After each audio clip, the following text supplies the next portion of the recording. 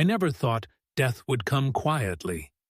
I had always imagined thunder, some cinematic flash of agony, or the sound of screaming monitors in a hospital room. But the truth is far stranger.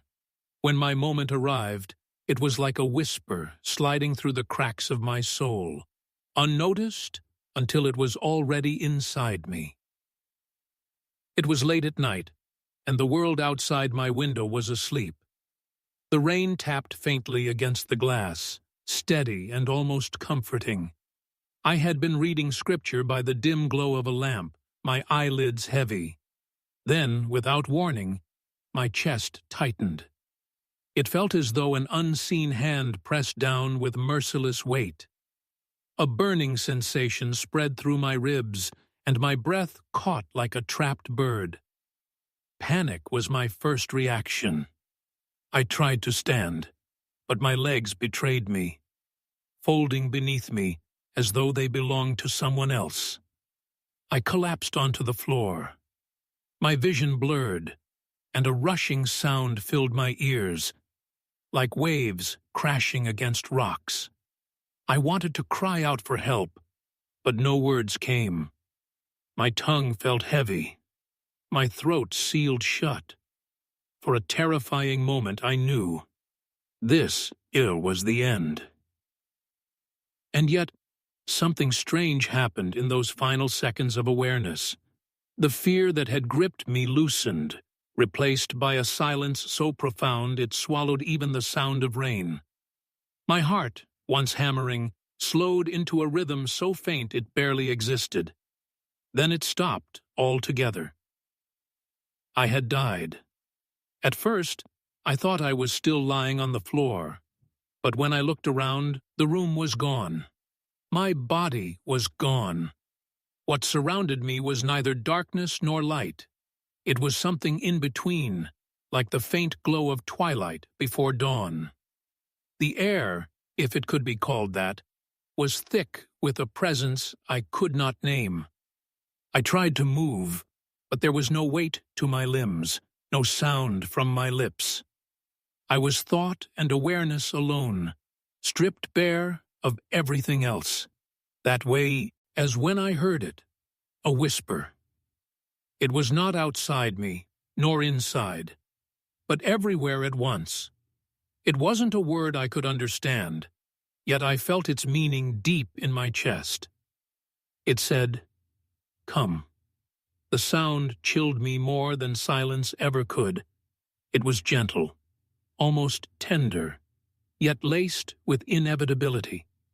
I felt pulled forward, as though the whisper itself had become a current, carrying me where I had no choice but to go. I drifted, or perhaps was dragged. I couldn't tell. The in-between twilight thickened into a tunnel, endless and narrow. At the farthest edge of sight, I thought I saw movement. Shapes, shifting like smoke, darted in and out of the haze. Some felt familiar, though I could not name them. Others were twisted, restless, watching me with unseen eyes. I wanted to turn back, to return to the world I had known, the rain, the lamp, the fragile warmth of my body. But there was no turning. My path led forward, deeper into the unknown. The whisper followed me, echoing softly, almost like a breath on my neck. Each repetition made my spirit tremble, yet it also carried a strange lure, as if promising answers I had never dared to ask. For the first time, I wondered if this was what countless souls before me had experienced. Did they, too, hear the whisper before they crossed over? Was this the threshold where eternity begins? I did not know.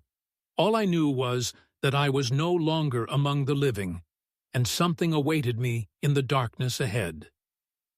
And so, with no choice but to surrender, I let the whisper guide me deeper. The whisper had carried me forward, and before I realized it, the space around me narrowed into something resembling a passage. It was not built of stone or wood. Yet its boundaries pressed close, like invisible walls that pulsed with a faint vibration. A dim glow stretched out endlessly ahead, but no matter how far I drifted, the end was never in sight. I was in a corridor not of Earth, but of something far stranger. The air here was alive. It shifted against me like a tide, thick with murmurs I could not fully decipher. At times, the whispers swelled together into a hum. At others, they scattered into fragments, cries, sighs, prayers that dissolved before I could catch them. They seemed to come from the walls themselves, as if the passage was built from the voices of the forgotten. Every instinct screamed that I did not belong here. Yet I was drawn forward, step by step, or what felt like steps, though my body no longer carried weight. The further I went, the more the atmosphere pressed against me. The shadows that lined the corridor were not empty. They shifted. They breathed. Some clung close to the walls. Others hovered at the edges of the dim light. Their forms were inconsistent, sometimes human, sometimes twisted into grotesque shapes that stretched and snapped back like smoke caught in wind. I felt their eyes, though I could not see them, watching, waiting. One figure leaned forward, almost brushing against me. Its shape flickered into the outline of a woman, her features blurred but her sorrow undeniable. She reached out, and for a heartbeat I felt the chill of her touch, a cold that pierced deeper than flesh, down into the marrow of my being. I recoiled, but she did not follow. She simply faded back into the wall, her cry swallowed by the hum of the corridor. Then another shape slithered closer, less human.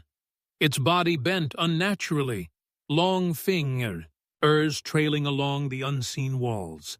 Its whisper was sharper than the others, words forming just enough for me to understand. Stay. The sound made my spirit shudder. I quickened my pace, though there was no ground to strike, no muscles to command.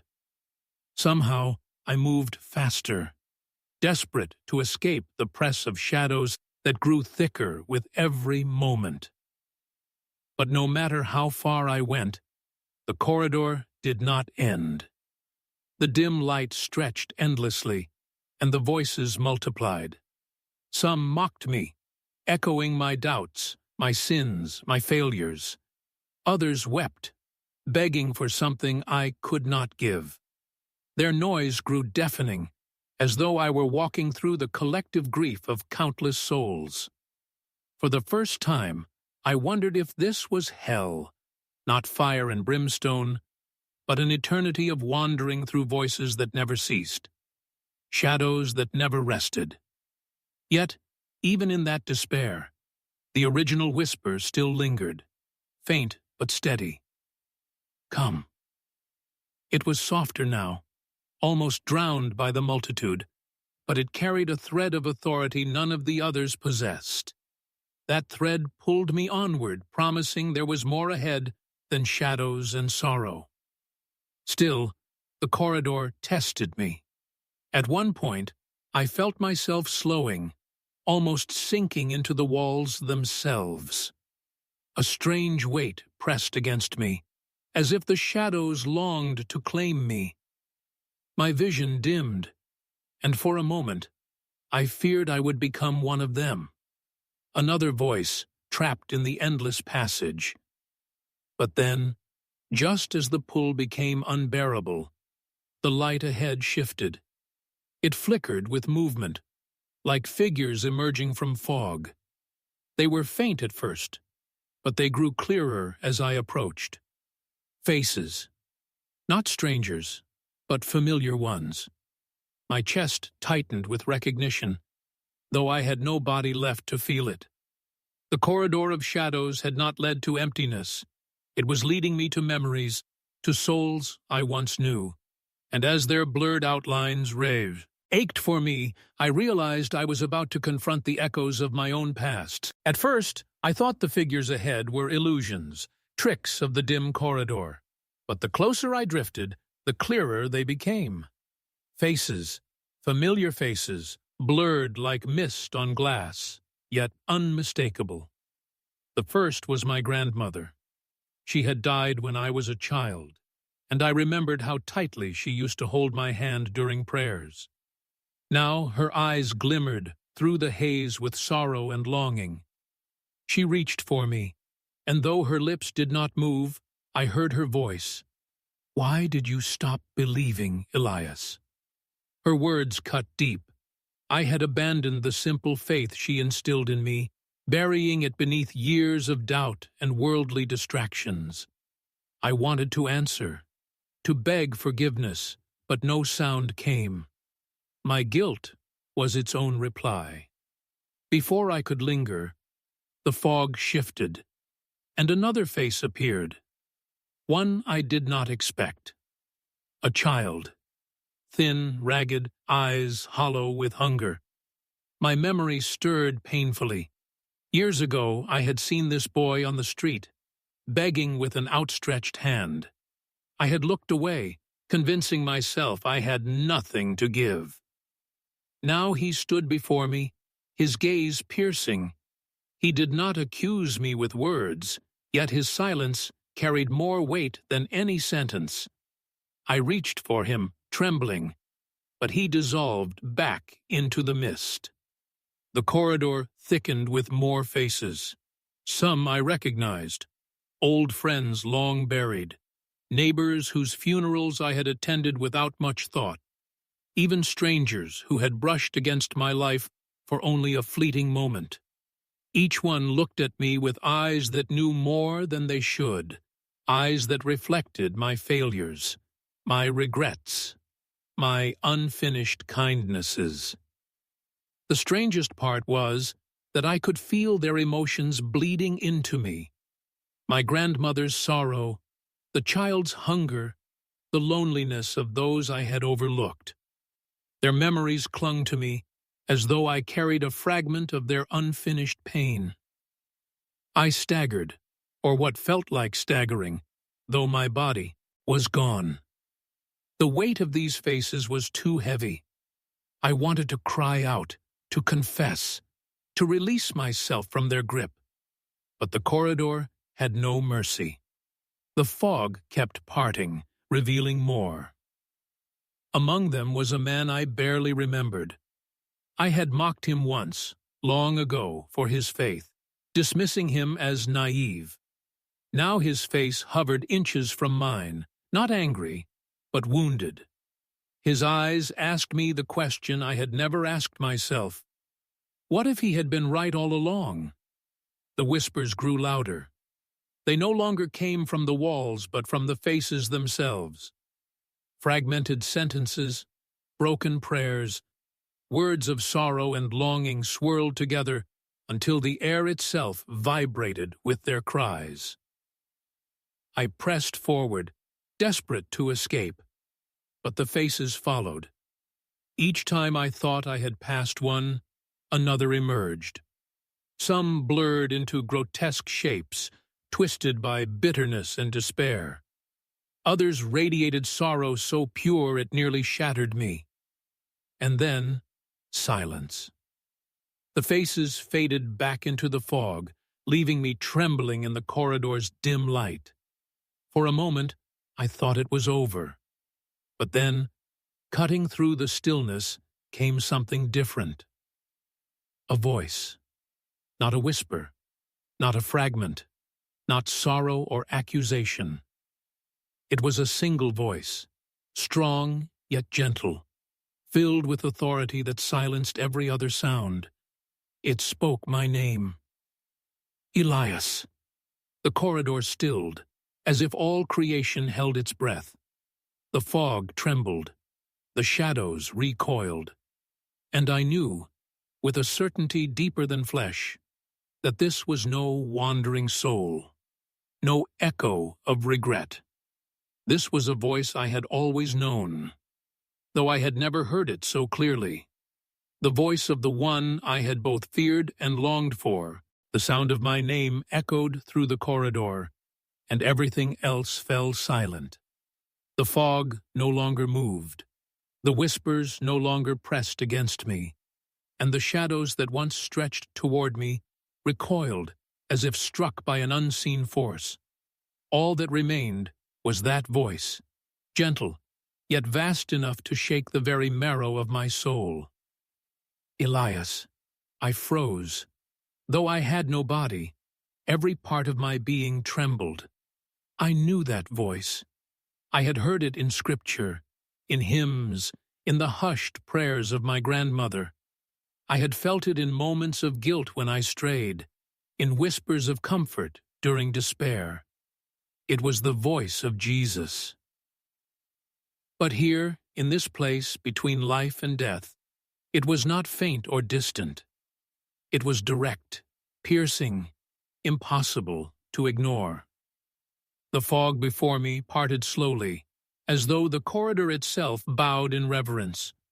A figure emerged, cloaked not in shadow, but in radiance so subtle it did not blind, but drew me closer. Light spilled from him, not harsh, but alive, breathing, like a flame that gave warmth instead of destruction. My first instinct was to hide. The weight of every failure, every doubt, every selfish act pressed upon me. I felt exposed, seen through completely, as though the very fabric of my soul lay open before his gaze. Yet when his eyes met mine, I saw no condemnation. They were not the eyes of a judge eager to punish, but of a shepherd who had searched tirelessly for a lost sheep.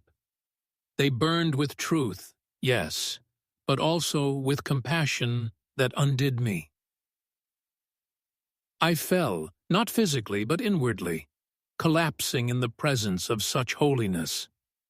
"Lord," I tried to say, though my voice was nothing more than thought trembling in the silence. "Why am I here?" He stepped closer. His presence calmed the air, silencing even the echoes of my regrets. When he spoke again, his words settled deep within me, not just as sound, but as truth inscribed upon my very being. "Because you have questions that must be answered." The word startled me. Questions? My mind spun. I had lived my life wrestling with doubts, asking silently why some people live while others are taken, why suffering exists, why prayers sometimes fall like stones into a void. But one question burned brighter than all the rest, the one that had haunted me since I first heard of near-death stories. Before I could stop myself, it spilled out of me. "Lord, why do some people come back? Why are some allowed to return from near death, while others remain beyond?" The corridor seemed to hold its breath. The shadows stilled, the fog trembled, and the silence deepened. His eyes searched mine, not in hesitation, but in a way that reminded me he had heard this question countless times from countless souls. For a long moment, he did not answer. His silence was not neglect but wait, preparing me for something far greater than words casually spoken. I felt the question settle into the space between us, heavy, alive, waiting. Then he said softly, "Elias, you are not ready to hear all of it yet. Walk with me a little further, and you will understand." As he extended his hand, the corridor began to shift again. The oppressive walls of shadows melted, and in their place stretched a new path. It was brighter, yet still filled with mystery. I reached out, trembling, knowing that with his touch, everything I thought I understood would change. His hand stretched toward me, and though I no longer had flesh, I felt the weight of that invitation. Light spilled from his palm, not burning, but steady and warm. I reached for it, trembling, and as soon as I touched him, the corridor dissolved. The fog fell away like a curtain, and I found myself in a space I cannot fully describe. It was not heaven nor earth, but something between, an expanse where light and shadow mingled like threads in a tapestry. The ground was not solid, yet I felt anchored. The air pulsed with life, filled with the sound of distant voices, prayers perhaps, rising and falling like waves upon a shore. Jesus walked beside me. His presence quieted every fear, but it also sharpened the question burning in me. I could not hold it back any longer. "Lord," I said again, my words trembling, "why do some people come back from near death, while others are never seen again? Why do some return to their lives and families, carrying stories of what they've seen, while others remain here beyond the veil?" The words felt dangerous, almost audacious, yet he did not rebuke me. Instead, he looked at me with eyes that seemed to hold eternity itself. "Elias," he said, "you ask a question that many before you have asked. The answer is not simple, for it is woven into the mystery of time, of choice, and of love. Some return because their story is not finished. Others stay because their story has reached its final line." His words fell into me like stones into water, rippling outward.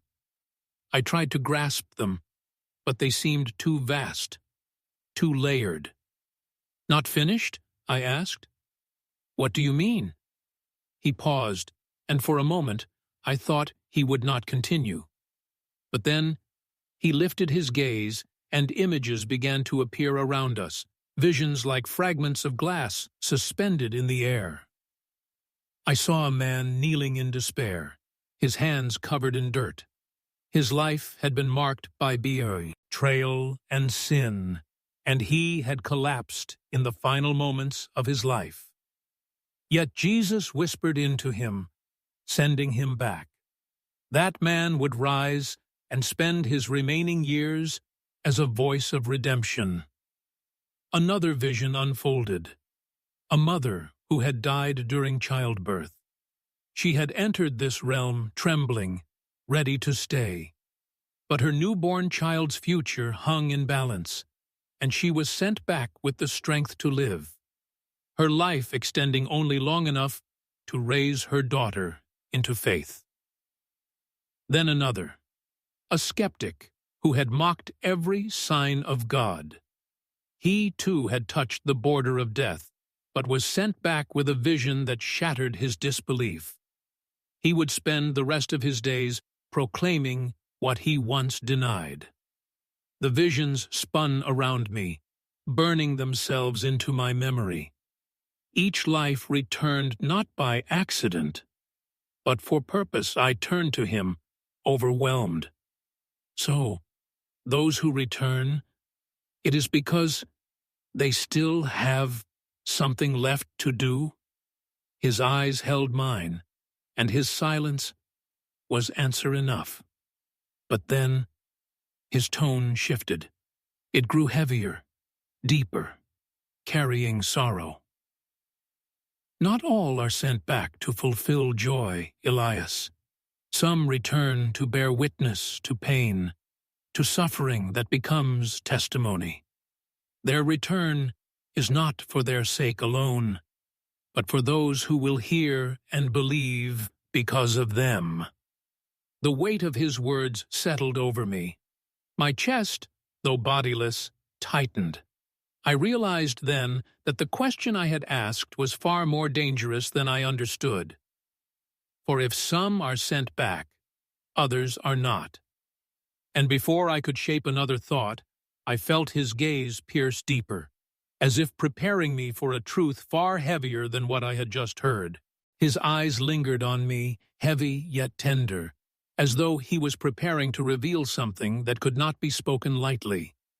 The visions around us shimmered, their light bending into new shapes, scenes layered with sorrow, hope, and destiny intertwined. Elias, Jesus said softly, every soul carries a story, and not all stories reach their final word at the same time. Some depart with their work complete, their burdens laid down, but others carry weight that binds them back to the world they left behind. As he spoke, the air thickened and more visions unfolded. I saw a young man standing at a grave, tears streaking his face. He had spoken cruel words to his father before death tore them apart. When his time came, he touched the border of eternity, ready to surrender. But he was sent back, not for himself, but to seek forgiveness from those he had wronged, to mend what he had broken. His life became a bridge between estranged hearts. Another vision flickered. A woman stood in a courtroom, trembling. Years earlier, she had struck an innocent with reckless hands and fled, her guilt buried deep. She died suddenly, yet when she entered this realm, she was told her story was unfinished. She awoke again in the hospital, given one last chance. In time, she confessed, accepted judgment, and sought forgiveness. Her return was not mercy alone. It was justice, mercy, and redemption braided together. I watched, breathless, as more visions passed. Each one revealed souls returned not because they asked, but because their absence would leave wounds unhealed, destinies incomplete. The weight of unfinished stories, he continued, his voice like a current pulling me deeper, is not measured by human time, but by eternal design. Some must go back to forgive. Some must go back to be forgiven. And some must go back so that others may find hope in their witness. His words sank into me like heavy stones. I thought of my own life, of moments where I had left things unsaid, kindness withheld, truths avoided. How many unfinished threads did I carry? Jesus turned his gaze, and I felt the sorrow in his eyes. Others do not return, Elias, because their journey is complete. Their work is finished, their testimony sealed. To keep them longer would be to bind them where they no longer belong. Their story continues, but not in the world they left. It continues here, in eternity. The distinction struck me with force. To live again was not always a gift. It was often a burden, a holy burden, a calling to carry something greater than one's own comfort. I looked down, or rather inward, and felt my spirit tremble. What if I, too, had unfinished stories? What if I was being shown these things because my own weight was yet unresolved? The thought clawed at me. My grandmother's sorrowful eyes returned to my memory. The child I ignored, the man I mocked. Were these threads I had left undone? Were they part of why I stood here now, asking questions no mortal was meant to hold? My voice broke, though it was but thought. Lord, what of me? Am I finished, or do I still carry weight I cannot see? He did not answer immediately. His silence was deep, like an ocean holding mysteries below its surface. But his gaze did not waver, and I sensed the answer was coming, not all at once, but piece by piece, like a veil being lifted. Finally, he said, "To know this, Elias, you must see the lives of those who bore the burden and returned. Only then will you understand your own." The light around us shifted again. New figures began to form, stories waiting to be revealed. And I knew the next step of this journey would not only show me truth, it would confront me with testimonies that could not be forgotten. The light around us shimmered, and the figures he spoke of began to take form. They did not appear all at once, but one by one, as though each carried a story too heavy to share the stage with another. Their presence filled the space, and I realized these were not distant fables. These were lives, real and raw, tethered to both earth and eternity. The first was a man with weary eyes and calloused hands. His clothes bore the stains of labor, his posture bent by years of struggle. I felt his sorrow before he spoke. "I cursed God when my son died," the man said, his voice trembling. "In my anger, I drowned myself in drink and rage. When death came for me, I thought it was over. But I was sent back, not for myself, but to speak forgiveness to the family I had torn apart." I watched as a vision of his life unfolded. The man, now alive again, weeping before his remaining children, begging their forgiveness, showing them a humility they had never known from him before. His return was not triumph.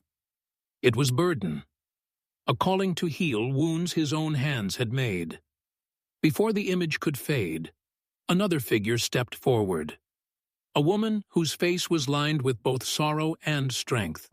She clutched something in her hand, a small locket. Her voice broke as she spoke. "I died with bitterness," she said. "My husband betrayed me, and I carried hatred like a shield. But when I crossed over, the Lord told me my story was not done. I was sent back to release what I refused to let go, to forgive, live the rest of my years, not in chains, but in freedom." The vision showed her confronting the man who had wronged her. She did not excuse his betrayal, but she forgave him. In doing so, she freed herself from the prison of resentment. Her burden was not easy, but it became her truth, a testimony for others who suffered the same. Then came another, a man whose eyes held the weight of unbelief. His voice was sharp, almost angry. "I mocked the faithful," he admitted. "I called them fools, blind to reason. But when my heart failed, I saw what I had denied all my life. I begged to stay, but I was told to go back, to proclaim what I had once rejected, to be a witness, though no one would want to hear me." The vision showed him standing in a crowded hall, trembling as he told his story of the afterlife. Some jeered, others wept. His burden was to endure ridicule, to bear the weight of truth in a world that preferred lies. As I watched, my spirit grew heavier. Each testimony revealed that returning from death was not a gift wrapped in glory, but a task marked with suffering. Forgiveness, humility, ridicule, these were the burdens of those sent back. I turned to Jesus, my thoughts trembling. So this is why some return? To carry truths too costly to bear, unless they've touched eternity? His eyes met mine, and though he did not speak, I knew the answer. Yes.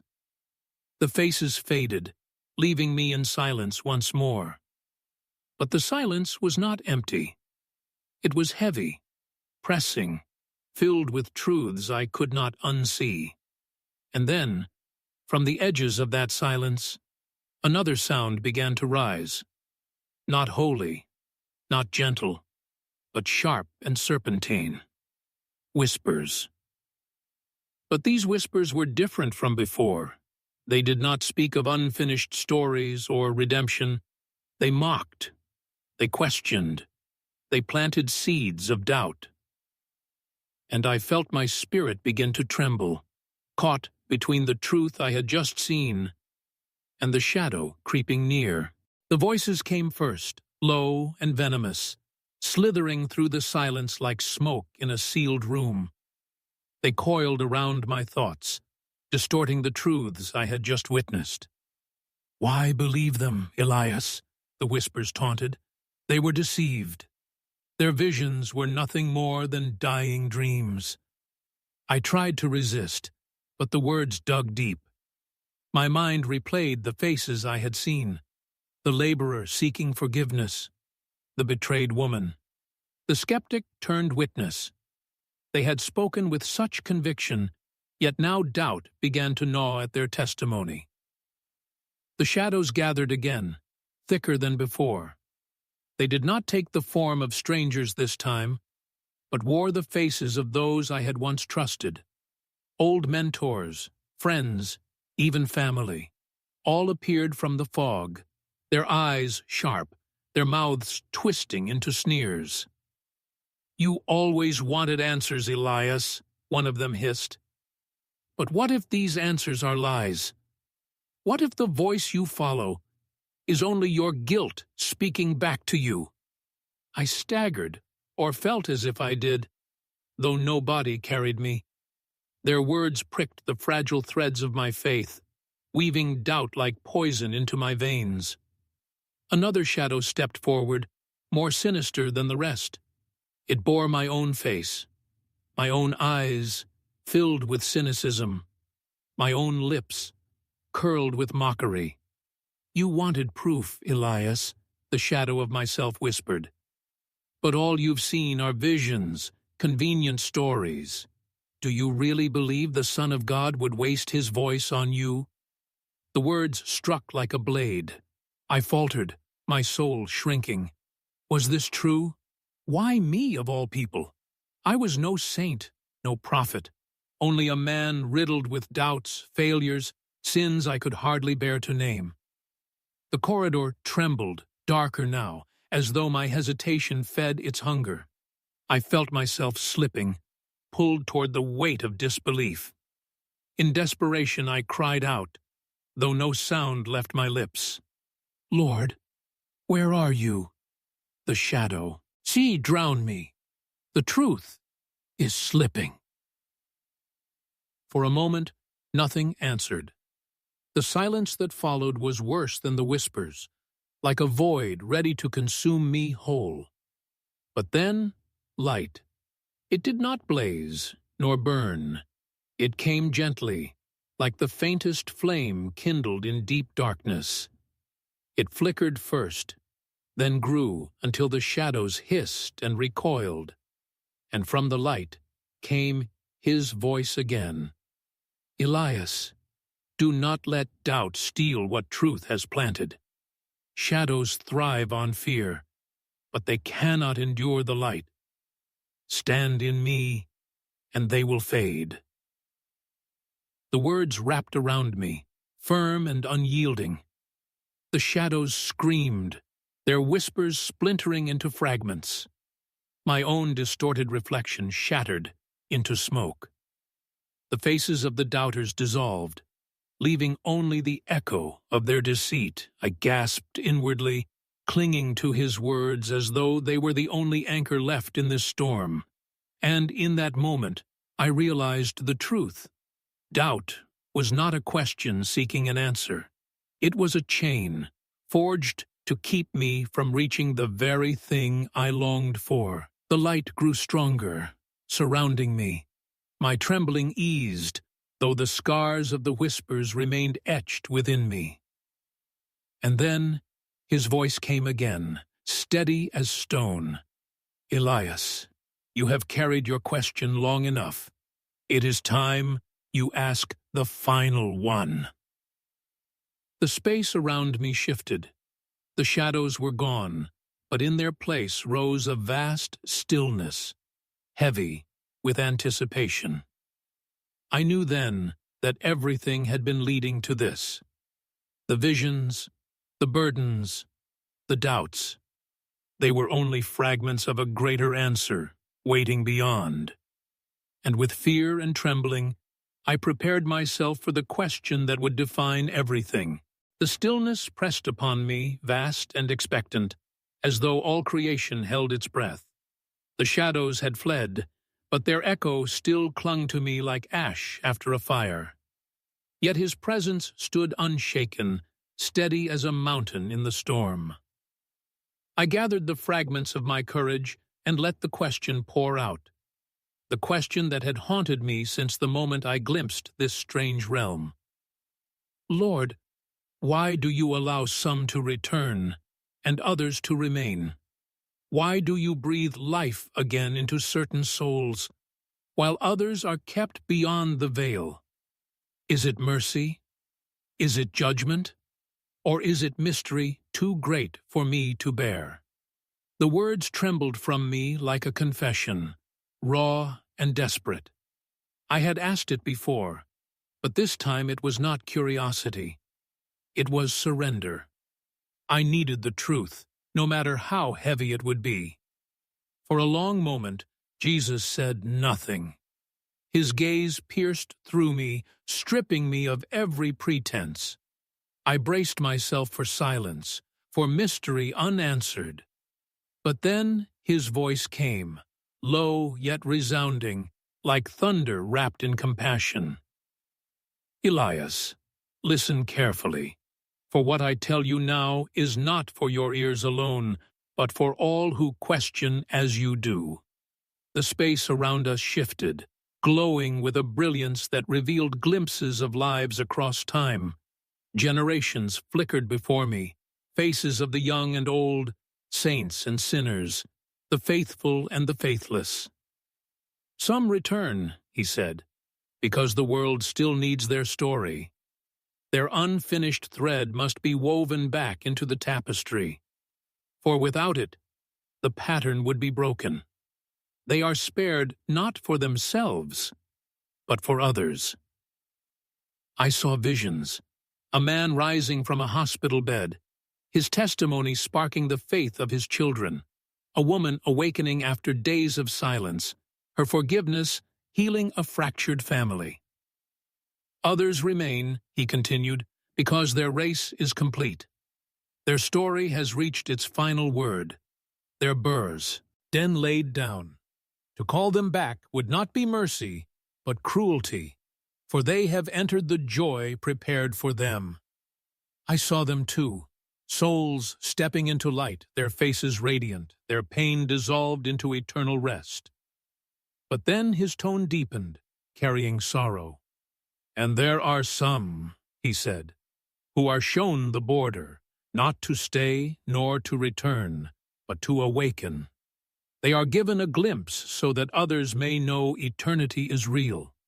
Their testimony is not born of choice, but of calling. They carry the burden of truth into a world that doubts. The weight of his words pressed into me.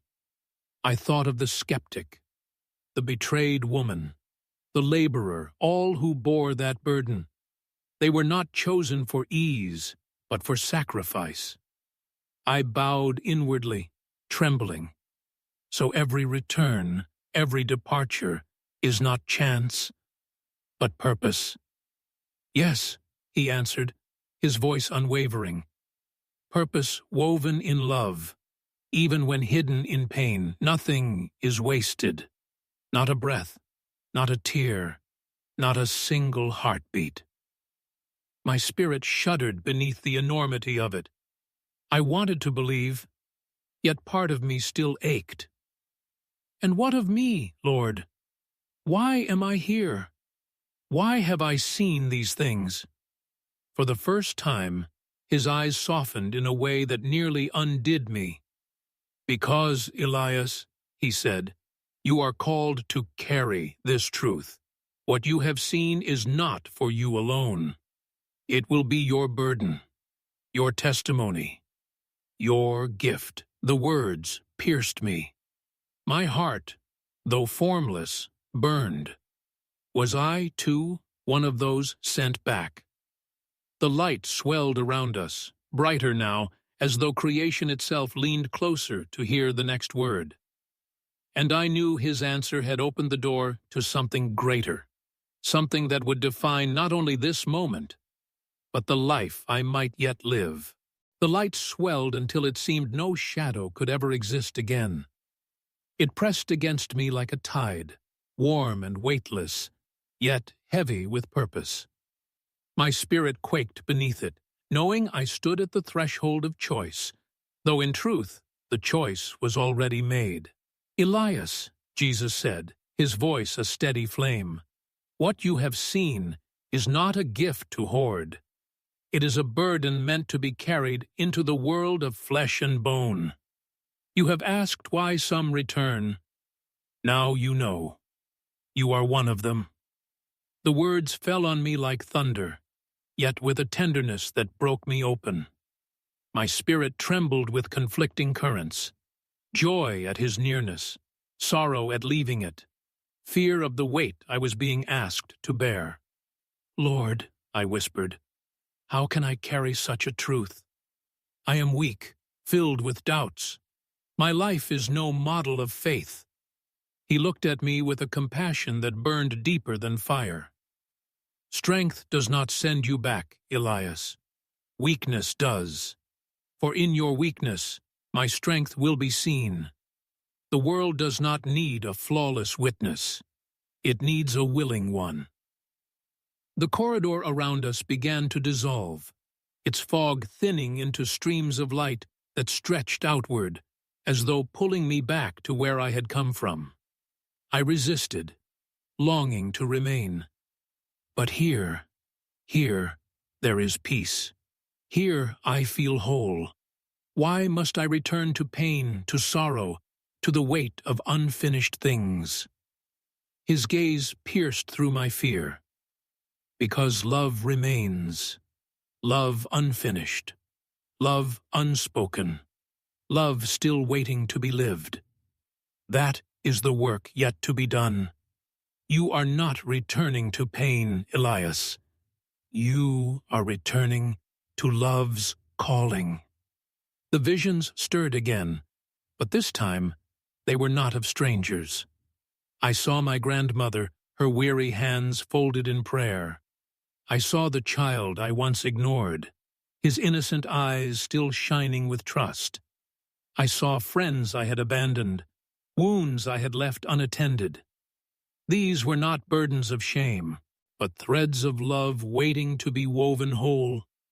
Tears filled me, though I had no eyes to shed them. And when my work is done, will I be allowed to remain then, in this place with you? Jesus stepped closer, the radiance of his presence overwhelming yet tender. When your story is complete, nothing will keep you from me.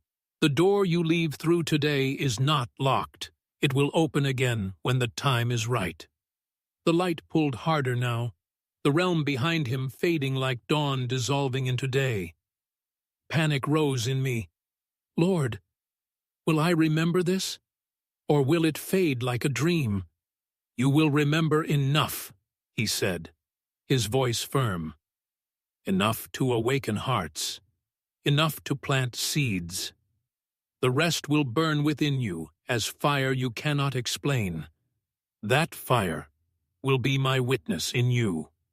The tide of light surged, wrapping me in its current. I felt myself being carried backward, the brilliance dimming, the weight of flesh pulling me home. His final words rang through me as I crossed the threshold. Go, Elias. Carry the burden. Tell them life is not the end, and love is never wasted. Darkness folded in, followed by a gasp, the sharp stab of air filling lungs that had ceased. My body convulsed, heavy and aching, but alive. The hospital lights above me blurred into view. A voice cried out, someone calling the doctor. Hands pressed against me. I was back. And yet, I was not the same. For within me burned the burden of truth, and I knew my life was no longer my own. The days after my return blurred together like fragments of a dream stitched into waking life. Machines beeped, nurses hovered, doctors shook their heads in disbelief. They whispered words like miracle and impossible, but none of them knew the truth. I had not merely awakened, I had been sent back. At night, when the hospital ward grew quiet, I would close my eyes and feel the echo of his presence.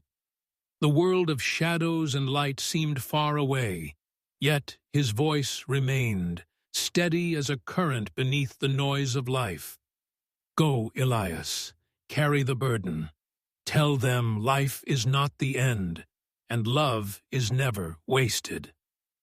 Those words burned inside me, louder than my heartbeat. I could not escape them, nor did I wish to. Yet with them came a weight heavier than any chain.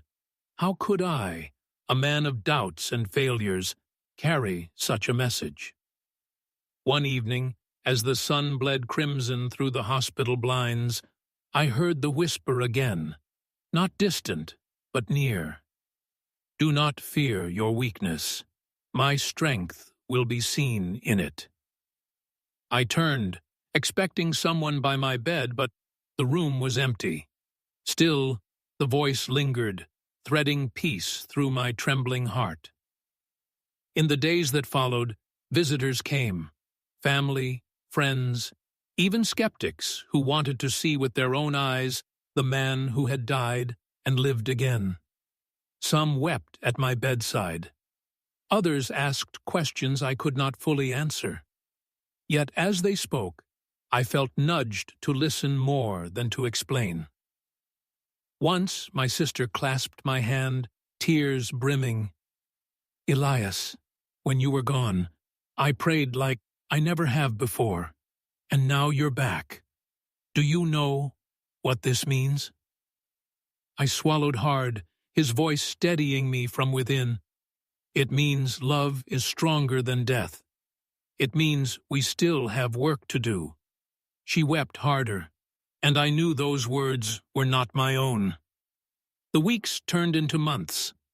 I left the hospital weaker in body, but aflame in spirit. Everywhere I went, the voice, guided me, not always in thunder, but in quiet urgings. When bitterness rose, I heard, forgive. When fear tightened my chest, I heard, trust. When I doubted my worth, I heard, I am with you. Sometimes the world mocked me. Some said I was delusional, that my visions were nothing more than chemicals and dying neurons. Their words cut deep, yet the voice never wavered. It was patient, gentle, never forcing, always reminding, truth does not need their approval, live it. And so I tried. I reached out to the grandmother whose eyes had once haunted me. I knelt at her feet, asking forgiveness for the years I had turned away. She wept, pulling me into her frail arms, and in that embrace, I felt the weight of one unfinished story lifted. I sought the child I had ignored, now grown. With trembling words I confessed my failures, and though confusion clouded his face, grace flickered in his eyes. Another burden lifted. Each act of love, each step of redemption, became proof that his voice was not just memory. It was alive, shaping my days. Still, there were nights when shadows whispered, reminding me of my unworthiness. But even then, his voice would rise above them, steady and unyielding. Elias, remember, you are not alone. And as I lay awake, staring into the dark, I realized the truth. I had not only returned with breath in my lungs, I had returned with a companion who would never leave me. A voice that would guide me until my story reached its final word. Years passed, though I never counted them as before. Time no longer felt like a chain dragging me forward. It was a gift, measured not in days but in moments of love fulfilled. I carried his voice like a flame within me. It guided me when my steps faltered, lifted me when doubts returned, and reminded me always, love is never wasted. I spoke when I was called to speak. I listened when silence carried more weight than words. Some believed my story, others mocked it. But I learned the truth did not shrink when doubted. It only shone brighter in contrast. And every soul I forgave, every wound I sought to heal, lightened the burden I once thought would crush me. My body aged, weakened. The fire in my spirit did not. Even when my hands shook and my breath came shallow, the voice never faded. It was with me in the laughter of children, in the tears of reconciled friends, in the quiet prayers whispered when no one else could hear. Then, one evening, as the sun sank low and painted the sky in hues of gold and violet, I felt it, a stillness deeper than sleep, a quietness that spoke not of loss, but of completion. I sat by the window, the voices of my family faint in another room, and I knew. The final thread of my story had been woven. As my eyes grew heavy, the shadows stirred again, but they did not frighten me. They no longer carried whispers of doubt. They were only the remnants of a journey ending, and beyond them, the light waited. The voice came, steady and familiar, as it had been all those years. Elias, the work is finished. Come home. Tears welled, not from fear, but from longing. I whispered back, with the last strength of my fading breath, I am ready. And then the room dissolved. The weight of my body slipped away, and once more I stood in the corridor of light. But this time, there was no fog, no shadows, no burden of unfinished stories.